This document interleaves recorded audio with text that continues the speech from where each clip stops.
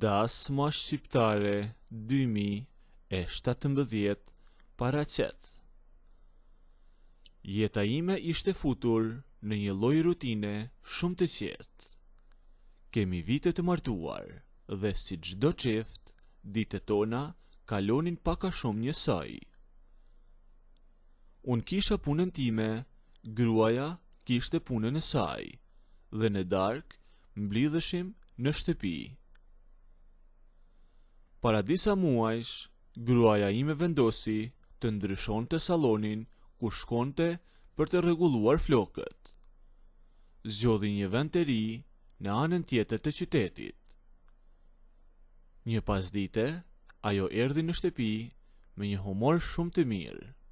Fliste pafund për një shoqe të re që kishte njohur aty te salloni i ri. Më tha se kishin gjetur gjuhën e përbashkët shumë shpejt dhe se kishin lënë për të dalë për kafe të nesërmen pasdite. Unë e dëgjova kalimthi, i thash që ishte shumë mirë që po dilte.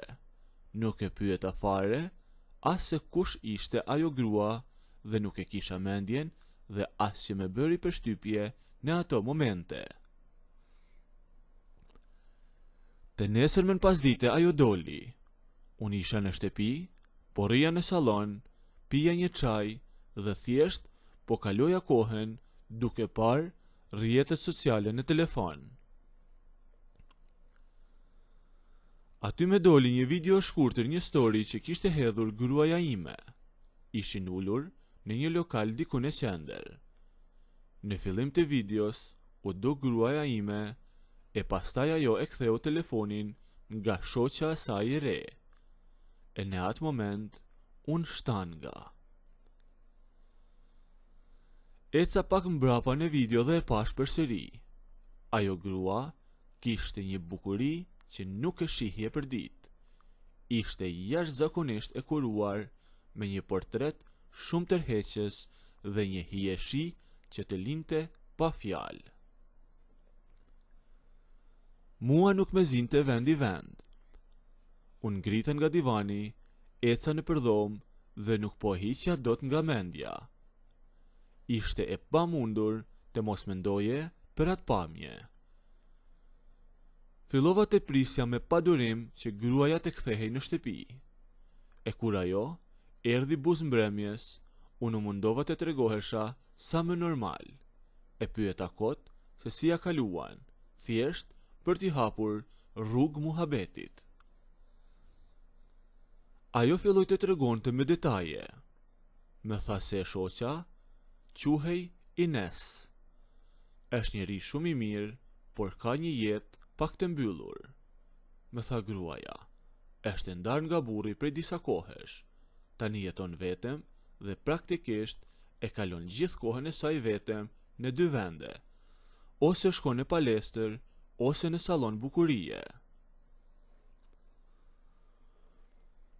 Këto fjalë më shtuan akoma me shumë interesin. Nuk kaloi shumë kohë dhe ato të dyja u bën shoqe shumë të ngushta. Ajo filloi të vinte rregullisht në shtëpinë tonë. Sa herë dëgjoja zilen e derës dhe e dija që ishte ajo, gjithçka ndryshonte. Unë nuk rria më në dhomën tjetër, por vija dhe ulesha me to në salon. Në fillim dëgjoja, por pastaj fillova të përfshihesha në bisedat e tyre. Ajo ishte grua e zgjuar. Unë gjeja gjithmonë hapësirë për t'i folur, ose për t'i hedhur ndonjë fjalë me dy kuptime, sa për të ngacmuar pak. Ajo buzëqeshte lehtë, por nuk thente përgjigje. Një pasdite, gruaja ime doli në balkon për të folur në telefon me një të afërm. Unë mbeta vetëm me shoqen e saj në salon, e ajo po shikonte televizorin. Eca drejt saj me telefonin tim në dorë. Hapa faqen e kontakteve, i dola përpara dhe i thash me zë të ulët. Ma shkruaj numrin tënd këtu. Ajo me pa me qetësi, nuk bëri asnjë pyetje dhe shkroi numrin. Sapo gruaja u kthye nga balkoni, Ne vazhduam biseden, sikur të mos kishte ndodhur asgjë. Që nga ajo ditë, unë fillova t'i shkruaja mesazhe fshehtas. E dija që po rrezikoja shumë, por nuk e ndalja dot veten. I kërkoja vazhdimisht që të dilnim në një takim vetëm ne të dy. E këtu doli ne pa dhe karakteri i saj. Nuk dal në asnjë takim, më shkruante ajo, pa me treguar më parë saktësisht se përse duhet të dalim. Unë i shkruaja përsëri, i thoja, le të dalim një herë, pim një kafe dhe aty flasim se për çfarë. Jo, më kthente ajo përgjigje. Ma thuaj troçkëtu në mesazh, pastaj unë mendoj nëse do të dal apo jo, nëse ja vlen apo jo, thoshte ajo. Unë nuk isha guzim t'i shkruaja hapur që isha i fiksuar pas saj, sepse kisha frikë mos mbetej si provë në telefon. Kjo loj nervash zgjati me ditë të tëra. Unë i shkruaja prap, ajo më kthente të njëjtën përgjigje të ftohtë. Ishte një sfidë e vërtet, por me kalimin e kohës dhe me shumë këmbëngulje nga ana ime, ajo më në fund e pranoi ftesën. Lam të takoheshim pa ditur askush. Në një orar, kur gruaja ime ishte në orarin e saj të punës. Zgjodhem një lokal që ishte goxha larg zonës sonë. E unë shkova aty gjysmë ore përpara. Kur shoqja e gruas hyri në derë, e pash me vëmendje. Ishte veshur shumë thjesht, por prap ngjante e mrekullueshme. U ul përballë meje dhe e dija që kishte shumë emocione, e unë e dija që nuk kisha shumë kohë në dispozicion për t'u ardhur rrotull gjërave, kështu që i fola troç. Të falenderoj që erdhe. Duhet ta dish që mi ke verbuar syt me këtë bukuri. Nuk po flet dot natën, as një minut. Mendoj vetëm për ty, që nga dita e parë që të pash, i thashun. Ajo po dëgjonte e qetë, por befas ngriti syt dhe shikoi nga pjesa jashtme e lokalit dhe fytyra e saj ndryshoi. Dëgjo, më tha me zë të ulët.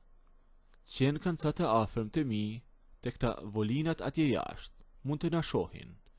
E janë ngrihemi shpejt, shkojmë, bëjmë një xhiro me makinën time dhe flasim me lirshem në makinë, më tha ajo. Dolëm nga lokali para në sy, ajo përpara dhe unë disa metra me mbrapa, e hipem në makinën e saj. Ajo ishte një shofere shumë e zonja, dolin nga rruga kryesore e qytetit dhe pas pak minutash filloi të futej në një zonë industriale këtej nga periferia. Rruga ishte pak e shtruar keq, e ajo e ktheu makinën dhe e futi brenda një rrëthimi të madh me tela e bloqe betoni. Ishte një parking i vjetër ku mbaheshin vetëm makinat e prishura e të braktisura prej vitesh. Vendi ishte plotësisht i heshtur, aty as nuk hynte dhe as nuk dilte askush. Ajo e parkoi makinën aty dhe e fiku, e ishim krejt si zhvetem, larg syrit të çdo njeriu. Hapësira brenda makinës ishte shumë e vogël dhe e ngushtë, por ashtu duhej të ishte, e unë vazhdova t'i flisja. I fola për të gjitha ato që mendoja, pa u kursyer fare me fjalët e ëmbla. I thash se sa e veçantë ishte dhe se sa do e doja që ta kisha. Ajo nuk po e zgjaste me muhabetin si në mesazhe. E gjithaj insistimi im dhe fjalët që i thash aty e thyen plotësisht atë murin e saj mbrojtës dhe ajo u ofrua drejt meje e u lëshua sipër për të më puthur me një herë, dërsa unë e kapa dhe shtengova fort me të dyja duart dhe fillova ta puthja me një mall të jashtëzakonshëm aty brenda makinës. Nëse doni të ndëgjoni historinë deri në fund, bëjini videon like, a nëse nuk doni, abonohuni ose bëjini subscribe.